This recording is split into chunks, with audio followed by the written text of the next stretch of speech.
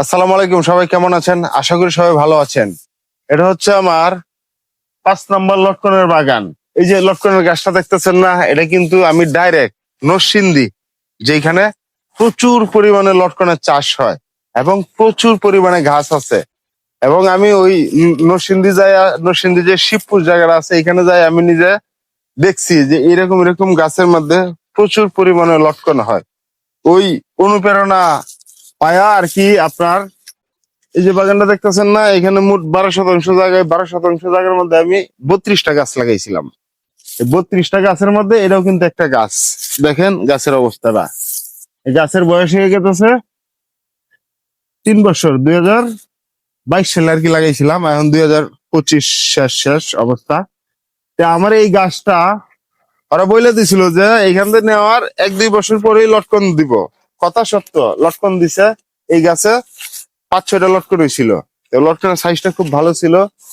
আপনারা যারা লটকনের বাগান করবেন তাদের প্রতি আমার মেসেজ যে খোলা জায়গায়, যেখানে ডাইরেক্ট রোদ পড়ে, এইসব জায়গায় লটকনের গাছ কখনো লাগাইবেন না।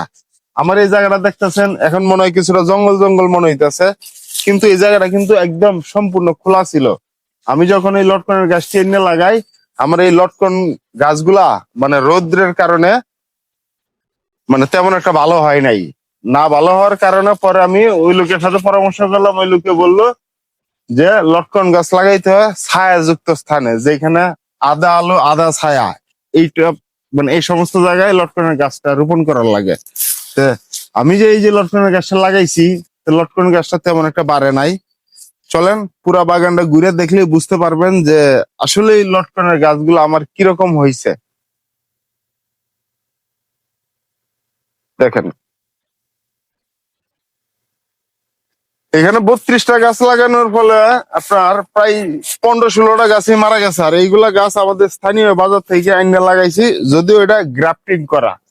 এই যে গাছটা, এরপরেই দেখেন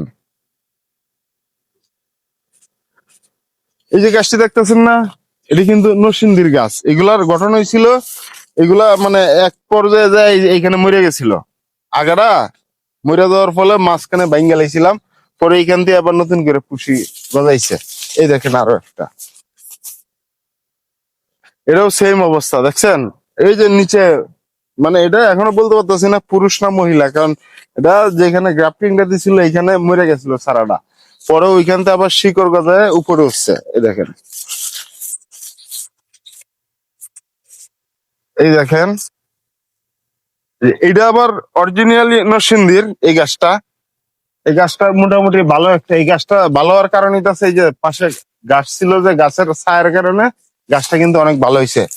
তবে আপনাদের প্রতি আমার মেসেজ, লট কিন্তু একটা মানে ভালো মানের একটা ফসিল। এটা কোনো পরিচর্যা তেমন করা লাগে না।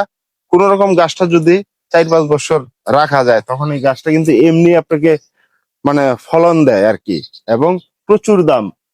গত বছর আমি প্রায় 100-120 টাকা কেজি লটকন বিক্রি করছি একবারে বাগান থেকে। আপনারা যদি লটকনের বাগান করেন, অবশ্যই অবশ্যই আমি বলবো ছায়াযুক্ত স্থানে লটকনের বাগান করবেন, এবং লটকনের সাইজটা বড় দেখা চারা ক্রয় করে লাগাবেন। আসসালামু আলাইকুম।